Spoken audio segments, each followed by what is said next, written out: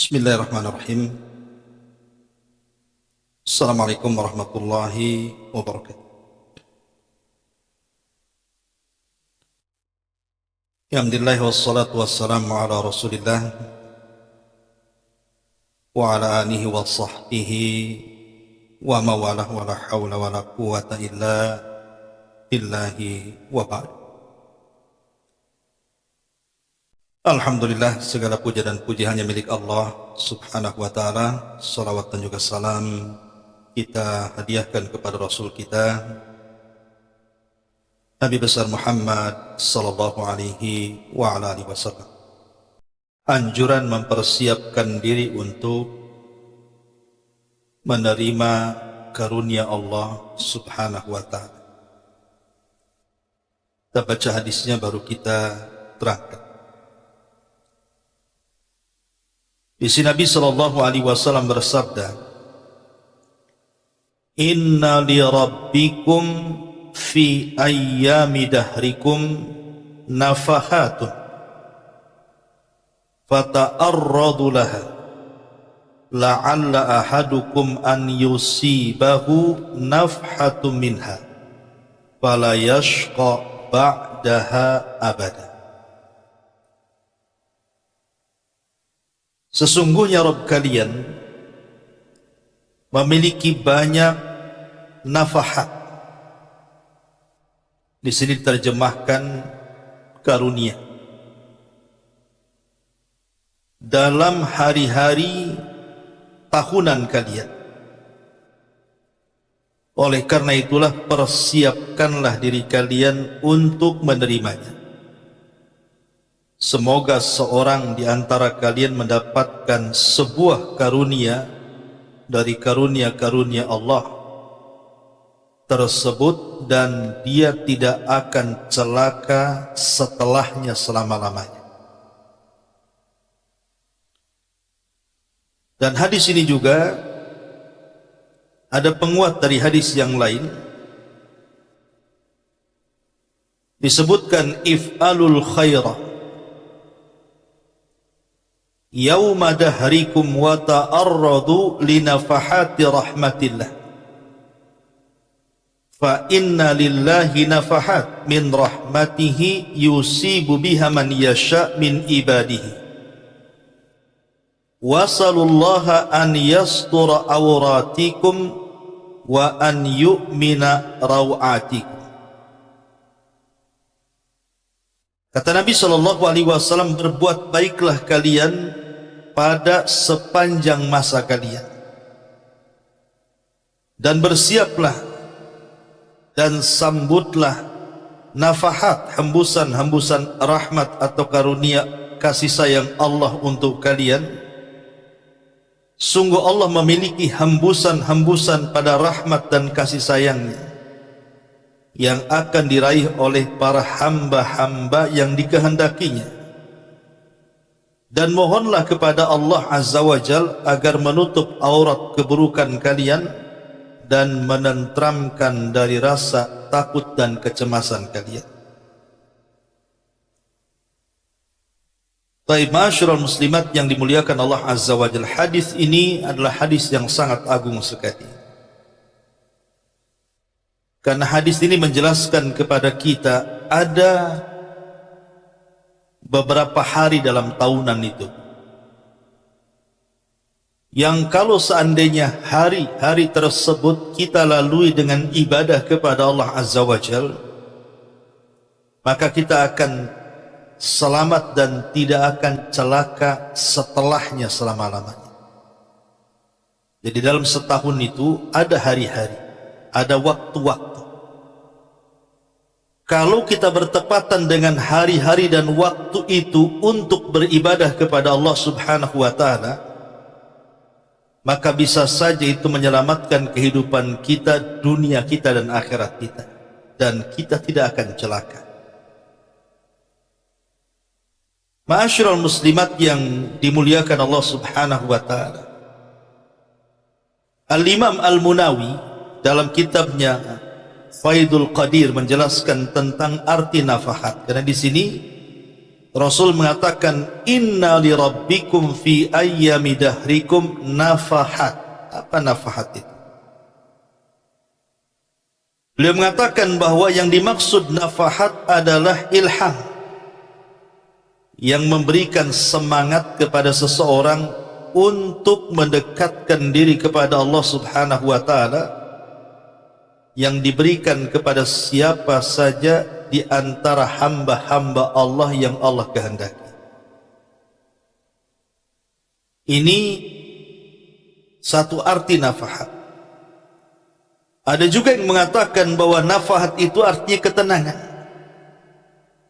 Jadi Allah Subhanahu wa taala akan memberikan ketenangan, tuma'ninah, keimanan, kesemangatan hidup, dan juga keselamatan kalau dia bertepatan dengan hari yang dimaksud dalam hadis ini.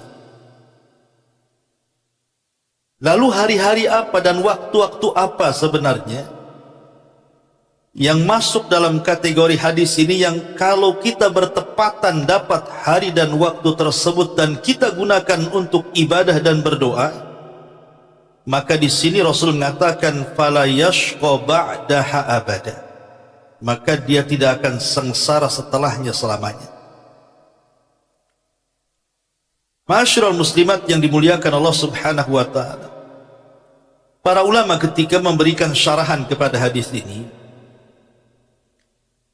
bahwa dalam setahun itu, Bu, di antaranya ada 10 hari.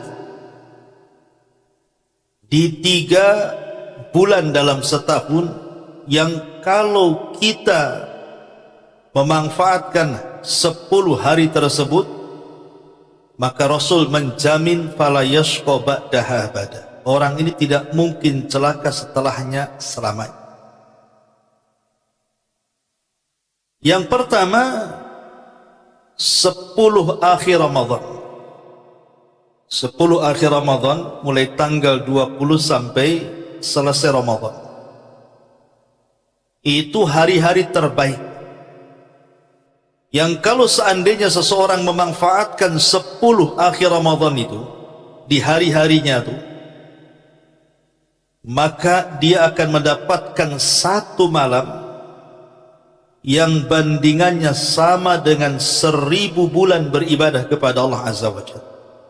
Dan itu difirmankan di dalam Al-Quran, inna anzalnahu fi lailatul qadr wa ma adraka ma lailatul qadri khairun min alfi syahr. Bahwa kalau kita mendapatkan 1 malam itu dari 10 malam di akhir Ramadan, maka kita sama telah melakukan ibadah selama 83 tahun 6 bulan kurang lebih. Artinya kan ini luar biasa kalau orang mendapatkan Lailatul Qadar itu, karena Lailatul Qadar itu bagian daripada nafahat dalam hadis ini. Ini yang pertama. Yang kedua, 10 awal bulan Dzulhijjah, dan itu sudah lewat bulan kemarin, di mana 10 awal bulan Dzulhijjah itu dinyatakan oleh Nabi SAW sebagai hari-hari terbaik dunia. Di dalam setahun itu ada hari-hari terbaik. Lah hari-hari terbaik dalam setahun, dalam satu dunia ini adalah 10 awal bulan Dzulhijjah. Dan ini sudah saya jelaskan kenapa demikian, karena di 10 awal bulan Dzulhijjah itu terkumpul semua pokok-pokok ibadah. Jadi rukun Islam itu kita bisa sempurnakan di 10 awal bulan Dzulhijjah, dari syahadat, salat, puasa, zakat sampai ke haji kita bisa melakukan. Karena haji itu hanya ada di bulan Dzulhijjah saja, tapi di bulan Ramadan tidak bisa haji. Ibu haji di bulan Ramadan sendirian lah lempar jumrah tuh. Viral pula nanti. Artinya bahwa di sini 10 awal bulan Dzulhijjah termasuk nafahat juga di situ. Terutama puncaknya adalah di hari Arafah. Itu hari di mana Allah turun ke bumi kemudian mengampuni seluruh orang-orang yang sedang wukuf kecuali dua manusia, tidak akan diampuni. Pertama, orang yang melakukan kesyirikan, dan yang kedua, orang yang menanamkan kedengkian. Ini yang kedua. Kemudian yang ketiga, 10 awal bulan Muharram. Jadi 10 awal bulan Muharram dari tanggal 1 sampai tanggal 10 itu hari-hari yang sangat istimewa. Dan di situ kita disunnahkan untuk berpuasa. Bukan hanya 10 awal sebenarnya puasa itu. Puasa bulan Muharram itu dari tanggal 1 sampai selesai Muharram itu disunnahkan puasa mutlak. Puasa mutlak itu ya puasa saja karena Allah.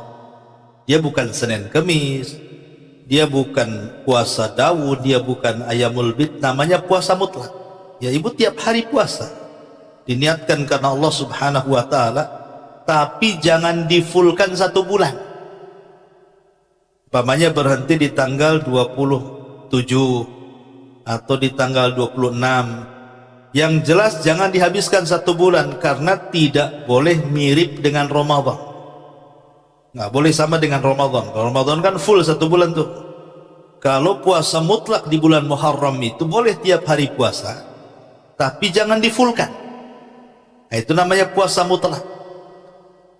Dan puasa mutlak ini keutamaannya luar biasa. Nabi SAW sampai mengatakan, man shoma yauman fi sabilillah ba'adallahu wajhahu anin nari sab'ina kharifah.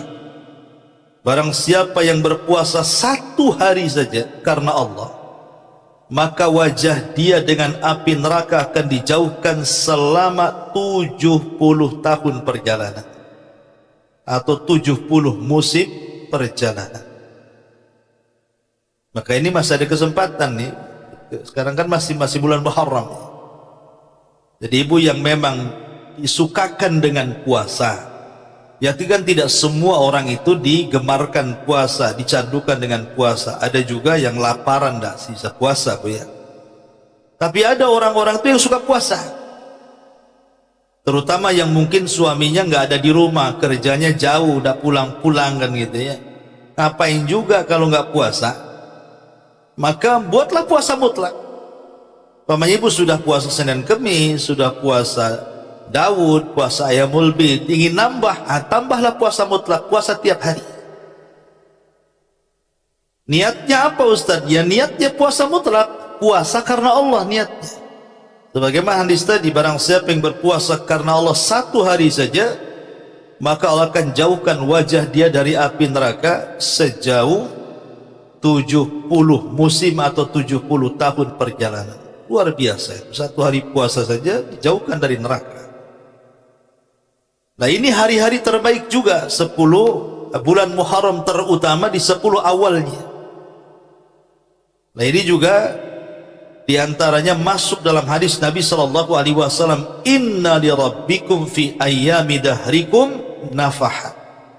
Sesungguhnya Rabb kalian memiliki banyak karunia dalam hari-hari tahunan kalian. Salah satunya tadi 10 akhir Ramadan, 10 awal bulan Dhul Hijjah, kemudian 10 awal bulan Muharram. Termasuk di dalamnya adalah hari-hari di bulan Sya'ban. Hari-hari di bulan Sya'ban. Imam Ibnu Qayyim rahimahullahu ta'ala mengatakan, ketika berbicara soal bulan Sya'ban, bulan Sya'ban itu bulan sebelum Ramadan. Sya'ban, Ramadan, Syawal, baru Dhul Qa'dah, Dhul Hijjah, dan sekarang masuk tahun baru Muharram. Lah, bulan Sya'ban itu adalah bulan di mana kita diangkat amalan kita setiap hari. Kan Allah mengangkat amal itu kan ada yang sifatnya harian, ada yang sifatnya pekanan, ada yang sifatnya tahunan. Adapun harian, kapan Allah mengangkat amalan kita? Di 2 waktu. Pertama saat manusia sedang sholat fajar, yang kedua saat manusia sedang sholat asar. Disitulah amalan kita diangkat. Karena Allah Subhanahu wa ta'ala memberikan tugas kepada para malaikat-malaikat pencatat kebaikan itu, setiap hari disuruh mencatat kebaikan kita di siang hari dan di malam hari. Lah pertemuan dua malaikat itu terjadi di dua sholat ini, sholat fajar dan sholat asar. Jadi malaikat yang sipnya siang itu mencatat kebaikan kita di siang hari, mulai dari subuh sampai asar. Itu ibu ngapain aja? Oh, ibu baca Quran, dicatat baca Quran. Silaturahim dicatat silaturahim. Birrul walidain dicatat birrul walidain. Zikir dicatat zikir, dan begitu seterusnya. Nanti saat manusia sedang sholat asar, malaikat yang mencatat itu naik dan menghadap Allah, memberitahu amalan kita di siang itu.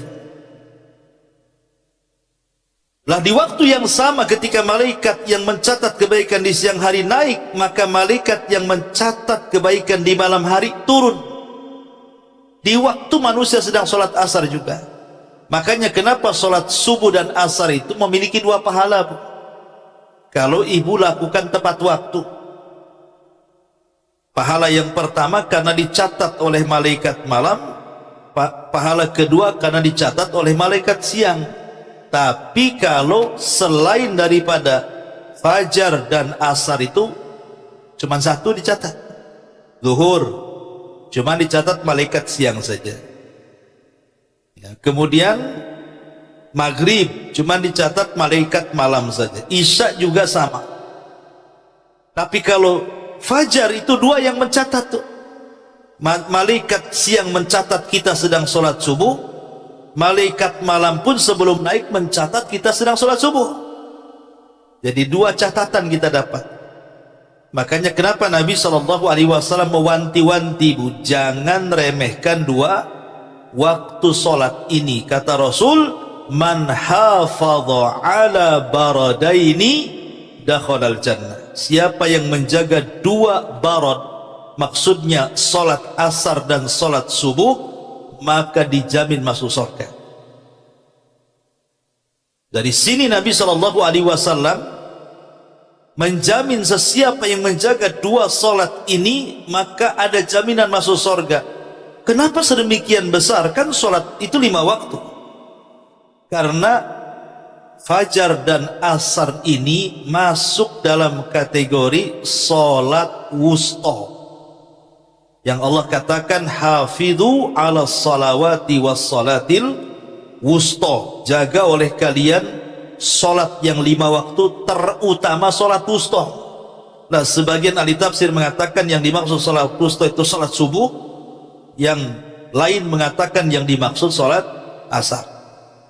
Ini catatan amal yang sifatnya harian yang diangkat itu.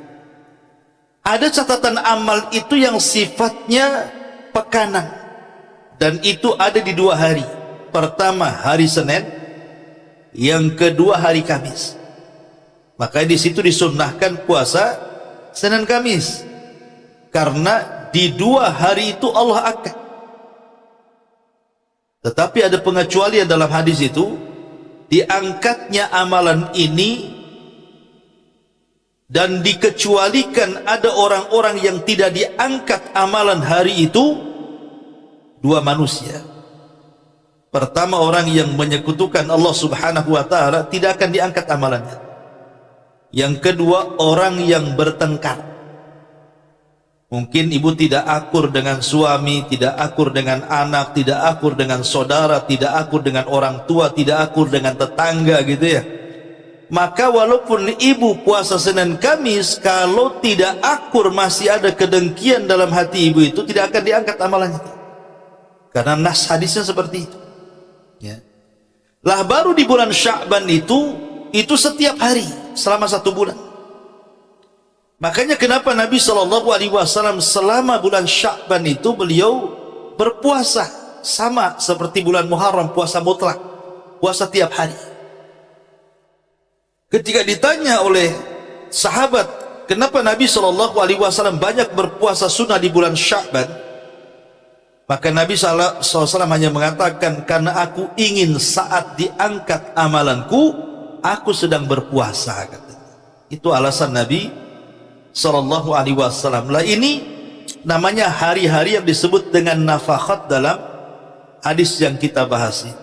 10 akhir Ramadan, 10 awal bulan Dzulhijjah, 10 awal bulan Muharram, dan hari-hari di bulan Sya'ban. Ini jelas keutamaan, ya. Ma'asyiral muslimat yang dimuliakan Allah Subhanahu wa ta'ala, adapun yang berkenaan dengan waktu-waktu dalam satu hari itu kan juga ada waktu-waktu yang dalam waktu itu ada nafakhat, ada karunia-karunia Allah, ada rahmat-rahmat Allah yang turun kepada kita. Dan kalau kita mencocoki waktu itu dalam satu hari, maka kita akan masuk pada lafaz hadis Nabi SAW, fala yashqa ba'daha abada. Ibu tidak mungkin celaka setelahnya selamanya. Apa waktu-waktu dalam harian itu? Pertama, sepertiga malam akhir. Sepertiga malam akhir. Malam itu kok dibagi tiga, ada sepertiga malam awal, ada sepertiga malam tengah, ada sepertiga malam akhir. Lah sepertiga malam akhir ini adalah waktu yang sangat ajaib. Kenapa demikian? Karena setiap hari Allah itu turun ke langit dunia. Kemudian Allah Subhanahu wa ta'ala berfirman kepada kita setiap hari. Apa firman-Nya? Man yad'uni fa astajibana, wa man yas'aluni fa'utiya, wa man yastaghfiruni fa'aghfirlah. Siapa yang berdoa ku kabulkan, siapa yang minta ku beri permintaannya, siapa yang minta ampun ku ampuni dosa-dosanya. Subhanallah, 3 perkara. Kalau kita bisa bangkit di sepertiga malam akhir, maka kita ada kesempatan meraih 3 perkara ini, mendapatkan pengabulan doa, diberikan seluruh permintaan, dan diampuni dosa-dosanya. Kurang apa lagi? Dan ini setiap hari, bukan seminggu sekali, tidak, setiap hari. Makanya para ulama itu mengajarkan kepada kita, kalau kita banyak masalah, dirundung dengan banyak masalah apa aja lah, masalah ekonomi, kesehatan, atau apa kan itu, maka biasakan bangun di sepertiga malam akhir, minta masalahnya diselesaikan. Karena saat itu Allah sedang turun menemui hambanya. Artinya Allah Subhanahu wa ta'ala setiap sepertiga malam dalam setiap hari itu mengundang kita. Kita diundang oleh Allah Subhanahu wa ta'ala juga untuk hadir di sepertiga malam itu, kemudian berdoa, meminta dan minta ampun. Tetapi betapa banyak orang-orang yang lalai dari sepertiga malam akhir ini, karena memang itu waktu-waktunya orang pulas-pulasnya tidur masalahnya. Dan di waktu itu setan memang sedang mengikat tengkuk kita,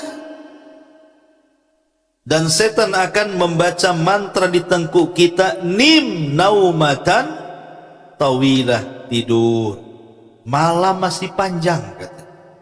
Itu sepertiga malam tuh setan tuh bisik-bisikan kayak gitu. Akhirnya alarm ya bangun, ibu juga bangun, tapi untuk mematikan alarm saja. Habis itu tidur lagi, atau numpang kencing balik lagi. Padahal sebenarnya Bu, menghidupkan sepertiga malam itu kan tidak harus dari jam 2 sampai subuh. Karena namanya qiyamul lail itu juga bukan mesti tahajud saja. Qiyamul lail ini masuk pada kategori zikir. Kalau ibu sudah berzikir walaupun hanya 10 menit, itu disebut qiyamul lail. Oh, malas berzikir Ustaz, kayaknya lisan lagi sariawan.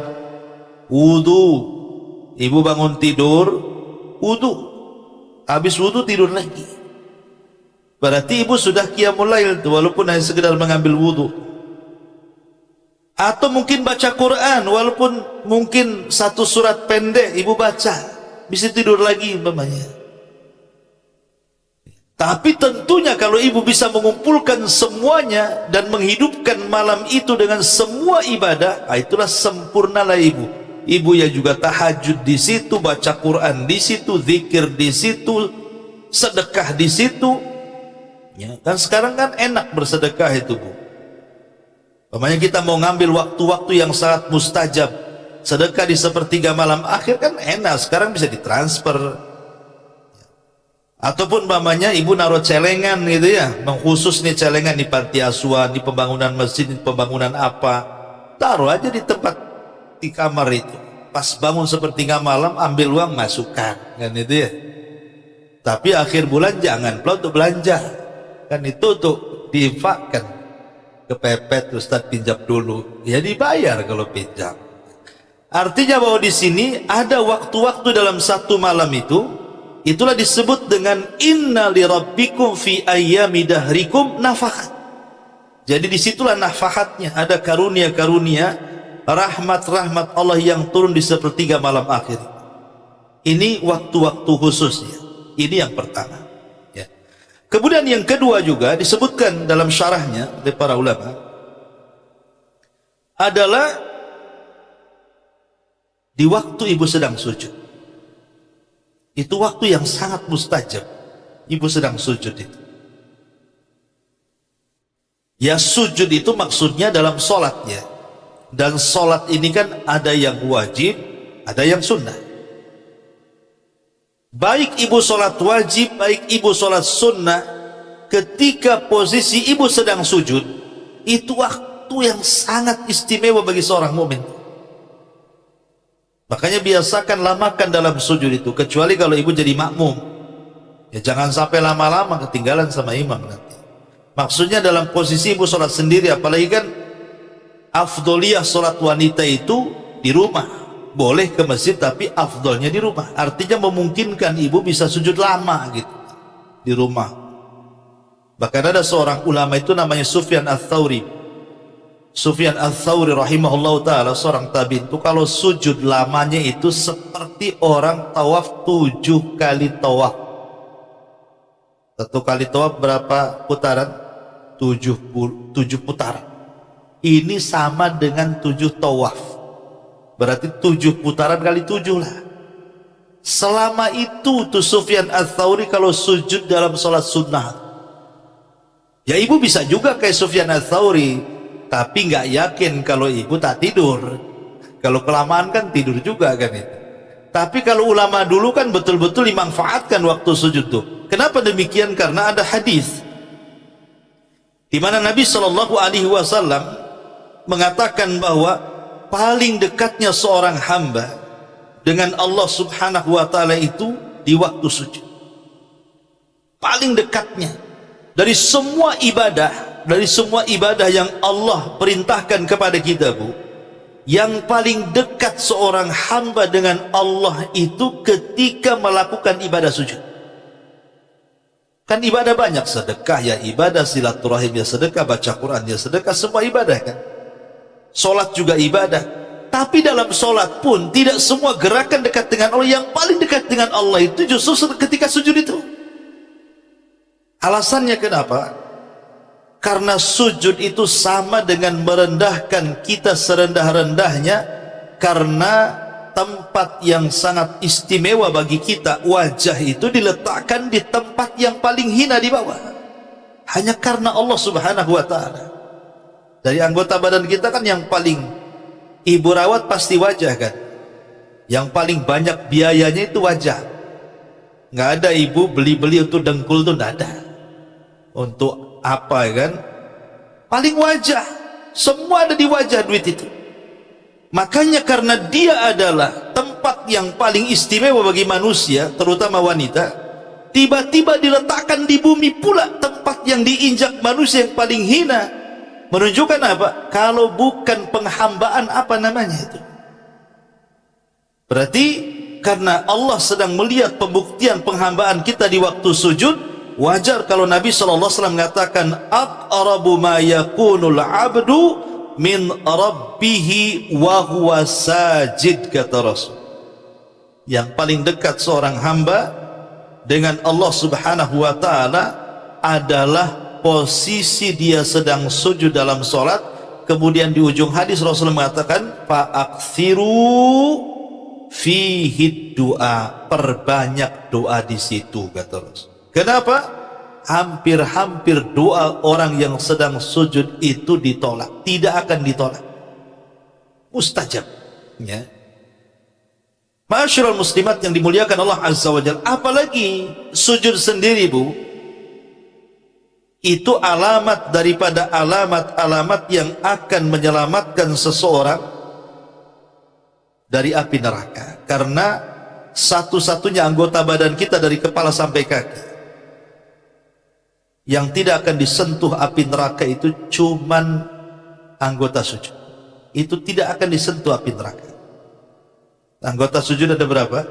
Ada 7, ya. 1 sama hidung ini jadikan 1, dahi dengan hidung. Yang kedua telapak tangan. Yang ketiga 2 lutut. Kemudian 2 lutut 2, tangan 2, kaki 2, itu sudah 6. Kemudian dahi dan hidung itu 1, berarti 7. Itulah anggota sujud. Itu tidak akan disentuh api neraka. Makanya ada hadis ketika orang-orang yang berada di sorga itu, mereka berbincang-bincang soal teman-teman mereka yang masuk neraka. Dan ini pentingnya kita ini punya kawan yang baik, Bu. Karena kawan yang baik itu terkadang bisa menjadi syafaat bagi kita pada hari kiamat. Jadi orang-orang ini bicara, mana teman kita tuh yang satu pengajian di Sukajadi itu, yang suka kumpul-kumpul, kok nggak ada? Kata malaikat, itu di neraka tuh kawanmu. Maka ini orang-orang akan bangkit nih. Kemudian dia mengatakan, ya Rabb, la tastakmil ladzati hatta tukhrijahu minan nar. Ya Rabb, jangan kau penuhi kelezatan kami di sorga sampai kau keluarkan kawan kami dari neraka. Maka Allah Subhanahu wa ta'ala merintahkan para malaikat untuk menjemput dari neraka. Karena syafaat teman-teman yang baik di sorga lah, malaikat tidak kenal mana kawannya satu yang ada di neraka itu kecuali dari bekas sujudnya, kata Nabi. Dari sini menunjukkan bahwa kalau orang suka sholat, insya Allah dia ada kesempatan selamat dari neraka walaupun dia sempat masuk neraka. Kenapa? Karena malaikat yang akan menyampaikan syafaat kepada penduduk neraka itu, mereka tidak mengenali mana satu yang diselamatkan kecuali dari anggota sujudnya. Makanya kenapa kemudian sujud ini sangat istimewa sekali, karena bisa mendatangkan kebaikan, menghilangkan keburukan, bahkan bisa mengangkat derajat dan amalan yang paling cepat masuk surga. Karena ada di zaman Rasul, Bu, seorang anak kecil namanya Rabi'ah al-Aslami. Usianya 10 tahun, Rabi'ah al-Aslami itu. Tapi dia suka bantu Nabi. Jadi kalau malam-malam dia nggak pernah tidur. Jadi dia tidurnya itu di samping pintu rumah Nabi, sambil lesehan-lesehan. Khawatir apa? Khawatir tengah malam Rasul perlu sama dia. Entah mungkin mengambilkan sandalnya, entah mengambilkan siwaknya, entah mengambilkan air wudunya. Pokoknya Rabi'ah al-Aslami ini tidak jauh-jauh dari pintu Nabi itu kalau malam. Khawatir ada hajat malam-malam Nabi itu. Usia 10 tahun, masih kecil kan. Ibu punya anak 10 tahun kayak apa kan itu? Masih kecil. Jadi Nabi SAW ini, karena Nabi itu tidak pernah melupakan kebaikan orang, walaupun anak-anak. Akhirnya dipanggil sama Nabi itu Rabi'ah al-Aslami ini. Ya Rabi'ah, engkau sudah banyak berbuat baik kepadaku. Salni masyiti, mintalah sesuatu, aku akan beri. Coba, Bu, kalau posisi anak 10 tahun di zaman sekarang, ibu bilang begitu, kira-kira minta apa? Handphone, gadget, kan itu ya, seputar itulah. Nggak mungkin minta, ya paling minta handphone paling tinggi. Tapi Rabi'ah al-Aslami ini 10 tahun di luar perkiraan kita. Ketika Rasulullah SAW mengatakan, minta sesukamu katanya, karena engkau sudah banyak membantuku, kata Rasulullah. Apa kata Rabi'ah al-Aslami ini? Apa kata dia? Ya Rasulullah, aku tidak hendak apapun, cuman satu permintaan kepadamu ya Rasul. Kata Rasul, apa itu? Inni uridu ma'aka fil jannah, aku hanya ingin menjadi temanmu di surga. Ini 10 tahun ngomong begitu. Dia ingin jadi teman Nabi di surga, umur 10 tahun. Itulah orang-orang kalau ditarbiyah dalam tarbiyah nubuah itu seperti itu. Umur, walaupun umur kecil, tapi kalau ibu betul-betul mentarbiyahnya di atas syariat, pasti yang keluar dari lisannya pun yang bagus-bagus kan. Tapi Nabi SAW tidak lantas mengiyahkan. Nabi mengatakan, ya Rabi'ah, kalau begitu fa'inni, bantulah aku untuk mencapai cita-citamu, ala dzalika bi kathratis sujud, tolong perbanyak sujud, kata Rasul. Bantu supaya aku bisa mengabulkan permintaanmu, perbanyak sujud, kata. Artinya disuruh banyak sholat. Bagaimana di sini Nabi SAW mengisyaratkan bahwa sujud ini juga salah satu penyebab besar orang masuk ke dalam surga. Ini nafahat dalam waktu-waktu dalam sehari itu. Juga yang kedua adalah di waktu sujud. Kemudian yang ketiga, satu waktu di hari Jumat. Ini hari Jumat nih. Ya. Nabi SAW pernah mengatakan, fil Jum'ati sa'atun la yuwafiquha abdu muslim qaimun yusalli fasa'alallaha khairan illa atahu. Kata Nabi SAW, di hari Jumat ini ada satu waktu, kata Rasul, kalau ada seorang hamba muslim berdoa kepada Allah bertepatan dengan waktu mustajab doa itu, minta apapun Allah beri, kata Allah, kata Nabi. Sebagian para ulama berselisih pendapat, maksudnya satu waktu di hari Jumat yang kalau kita berdoa mustajab itu kapan? Kan Jumat ini kan sehari semalam gitu ya. Mulai dari kemarin terbenam matahari itu sudah mulai malam Jumat. Nah sekarang sudah pagi Jumat, ntar lagi siang Jumat, nanti sore Jumat, terbenam matahari, habislah Jumat tuh. Lah dalam sehari semalam itu yang dimaksud waktu mustajab itu kapan? Sebagian para ulama mengatakan, ada yang mengatakan annaha min julusil imam ila inqidha'is salat.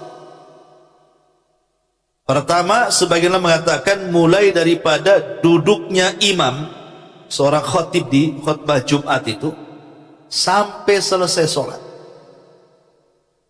Jadi mulai imam duduk, kemudian berkumandang azan, kemudian berkhutbah kan gitu. Kemudian ada namanya duduk di antara dua khutbah, kemudian khutbah lagi, kemudian selesai khutbah, kemudian sholat Jumat, kemudian selesai. Lah di waktu itulah mustajabnya doa. Kan ibu bisa dengar dari rumah kan, kalau dengar azan, berarti ini sudah azan kedua lah. Umumnya di negeri kita kan Jumat 2 kali azan. Berarti kalau ibu sudah mendengar azan kedua, berarti ini imam sudah mulai naik mimbar tuh. Disitulah waktu mustajab. Ibu berdoa di situ sampai selesai sholat. Ini satu waktu. Pendapat yang kedua, maksudnya annaha ba'da al-asri. Maksudnya adalah setelah sholat asar. Jadi setelah sholat asar di hari Jumat, dari ba'da asar sampai terbenam matahari, disitulah waktu mustajab doa. Dan ini pendapat yang kedua, sebagaimana pendapat Abdullah ibn Salam, Abu Hurairah, Imam Ahmad, dan banyak sekali para ulama mengatakan bahwa yang dimaksud waktu yang mustajab doa di hari Jumat itu artinya setelah asar sampai maghrib. Dan dua-duanya, kata para ulama, bisa kita lakukan. Nah, ini juga di antara nafahat yang disebutkan, inna li rabbikum fi ayyami dahrikum nafahat. Waktu-waktu yang sangat luar biasa, yang Nabi mengatakan fala yashqa ba'daha abada. Orang kalau mendapatkan waktu itu tidak akan sengsara setelahnya selama-lamanya. Nah ini juga diantara waktu-waktu istimewa. Kemudian yang keempat, ketika turun hujan. Ketika turun hujan, Nabi SAW ketika turun hujan itu disebutkan dalam sebuah hadis dari Anas ibn Malik radhiyallahu an, asabana wa nahnu ma'a Rasulillah sallallahu alaihi wasallam matarun. Kata Anas, kami pernah bersama Rasul, tiba-tiba hujan deras. Apa yang terjadi? Qala fahasara Rasulullah sallallahu alaihi wasallam thawbahu hatta asabahu minal matar. Maka Nabi sallallahu alaihi wasallam kemudian membuka sebagian bajunya dari badannya sengaja supaya hujan itu menimpa sebagian baju dan badannya. Ya. Dan ini bertentangan dengan kebiasaan kita pula. Ibu kalau hujan malas keluar kan, kalau kena sikit aja rintikan, wah nanti sakit kepala katanya. Kan itu. Karena didoktrin sakit kepala, nah itu ya. Nanti kena rintik-rintik keseribu, harus cepat mandi, cepat basuh tuh kepalamu tuh, nanti sakit kepala. Kan gitu. Itu doktrin itu yang menyesatkan sebenarnya. Justru kalau seandainya kita hujan kemudian kena kepala kita, beruntung kita. Kenapa? Karena alasan Nabi SAW mengatakan apa?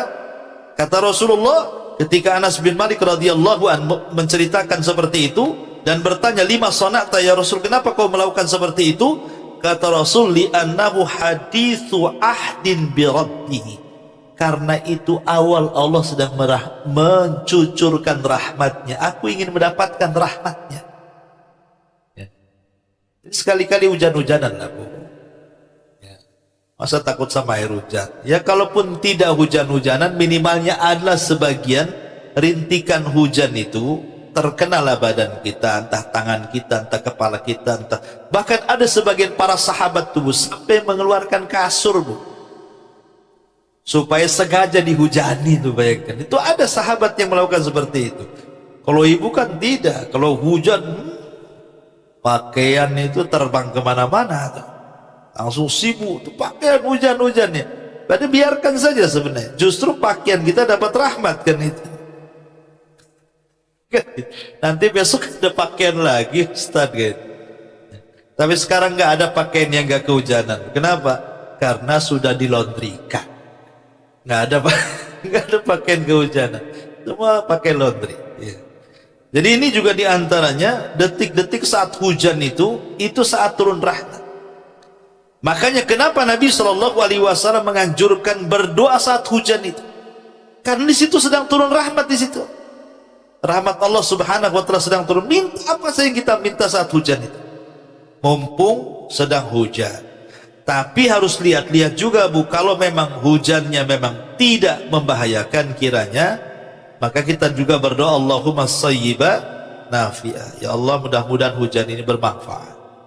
Tapi kalau hujannya ini kok ada angin puting beliungnya, ini atap sudah sibuk gitu ya, mau naik aja, maka doanya lain lagi. Maka Nabi SAW mengajarkan Allahumma hawalaina wala adaina. Ya Allah, jangan hujan ini kau jadikan musibah bagi kami. Kalau perlu kau hantarkanlah itu hujan itu ke bukit-bukit, tempat tumbuhnya pohon, di lembah-lembah, janganlah ke sini. Ya, karena tidak semua hujan juga rahmat, ada juga berbentuk azab Allah Subhanahu wa taala.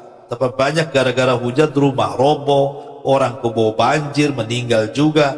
Artinya yang saya bicarakan di sini adalah hujan yang betul-betul tidak membahayakan. Itulah hujan yang membawa rahmat. Disitulah kita dianjurkan untuk berdoa kepada Allah Subhanahu wa taala. Nah, ini juga diantara waktu-waktu yang disebutkan oleh para ulama. Ya, termasuk juga diantara nafahat adalah waktu ba'da subhi ila tulu'i syamsi, setelah subuh sampai terbit matahari itu waktu yang sangat ajaib di situ. Sampai-sampai Nabi SAW berdoa untuk umatnya pada waktu ini. Apa kata Nabi sallallahu alaihi wasallam? Allahumma barik li ummati fi bukuriha. Ya Allah, berkahi umatku di waktu paginya. Sampai-sampai Imam Ibnul Qayyim rahimahullahu taala ketika memberikan catatan kepada hadis ini, apa kata beliau? Orang yang terbiasa tidur saat turunnya rahmat, saat turunnya berkah di pagi hari, maka tidak akan ada kebaikan dalam kehidupannya. Tidak dalam usahanya, tidak dalam keluarganya, tidak dalam kehidupannya, tidak dalam waktu-waktunya. Maksudnya orang yang terbiasa tidur setelah subuh. Tapi kalau seandainya memang ada hal-hal yang menjadikan dia tidak bisa tidak tidur, harus tidur karena kelelahan. Di malam hari mungkin begadang karena bekerja, mungkin suami bekerja atau ibu karena punya anak kecil gitu ya. Rewel, akhirnya Aziz bangun, tidur sesaat bangun lagi, sehingga tidurnya itu habis subuh. Kata Syekh bin Baz rahimahullah taala nggak masalah, karena ada dzuruf di situ, karena ada udzur syar'i sehingga dia tidak bisa menahan kantuk. Tapi kalau menjadi sebuah kebiasaan habis subuh tidur, itulah yang tidak akan dapat berkah hidupnya. Kan Nabi SAW yang mengatakan kan, Allahumma barik li ummati fi bukuriha. Ya Allah, berkahi umatku di waktu paginya. Makanya kalau ibu lihat dalam hadis-hadis tentang wanita-wanita sahabiah di zaman sahabat itu, di zaman Rasul, yang sholat ke masjid berjamaah itu bu, ibu tidak akan dapati di waktu zuhur, waktu asar, waktu maghrib, waktu isya. Tapi rata-rata hadis-hadis yang menceritakan wanita-wanita di zaman Rasul ke masjid salat di belakang Rasul itu hanya ada di sholat subuh. Itu riwayat-riwayatnya ya. Rata-rata kalau menceritakan tentang wanita yang sholat ke masjid di belakang Rasul itu tidak ada di waktu selain subuh. Rata-rata riwayatnya semua di waktu subuh. Kenapa coba? Ke wanita-wanita di zaman Nabi SAW keluar berjalan kaki dari rumah ke masjid sholat di belakang Rasul hanya di sholat subuh. Itu bukan berarti di sholat lain boleh ke masjid, boleh. Cuman maksud saya kan riwayatnya hanya ada di sholat subuh gitu ya. Karena wanita-wanita sahabiah di zaman itu ingin mencari keberkahan waktu pagi sekalian olahraga. Jadi mereka jalan kaki dari rumah, kemudian setelah sholat subuh mereka pulang jalan kaki lagi, sehat. Kenapa? Karena di situ ada angin yang disebut dengan soba namanya.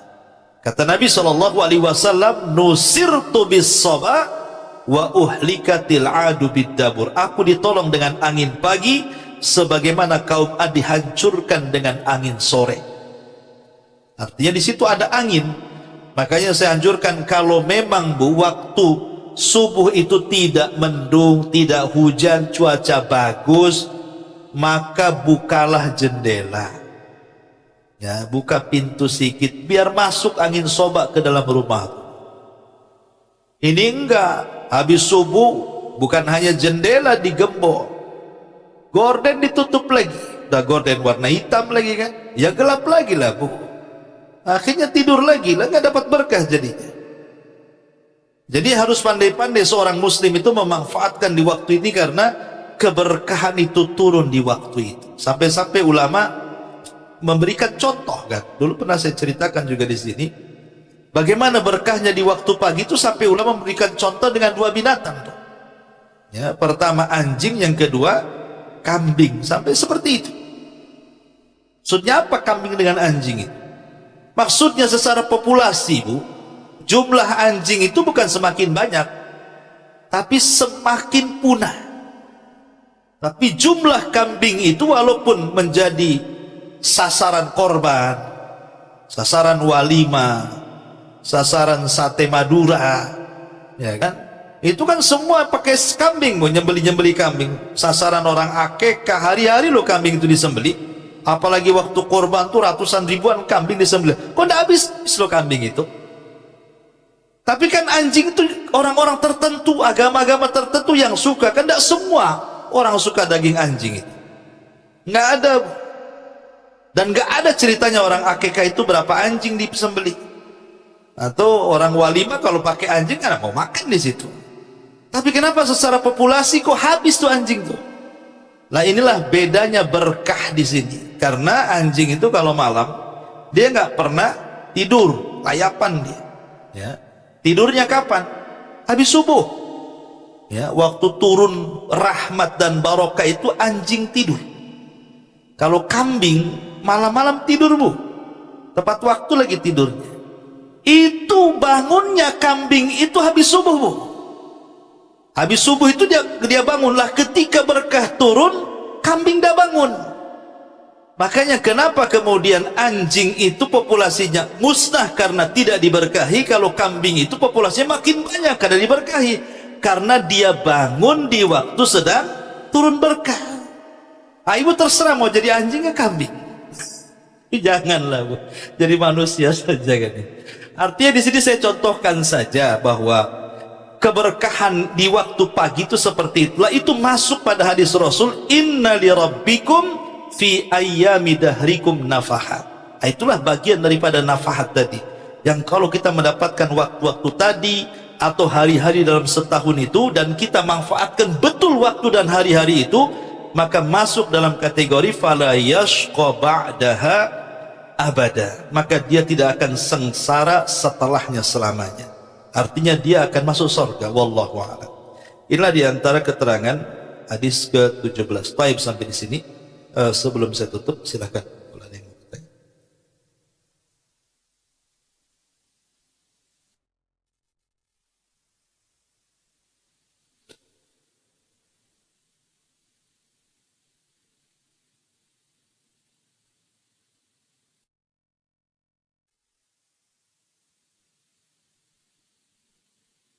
Ada?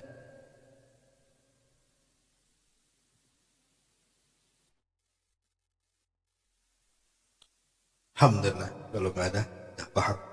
Subhanakallahumma bihamdika asyhadu an la ilaha illa anta astaghfiruka wa atubu ilaik. Allahu ta'ala alam.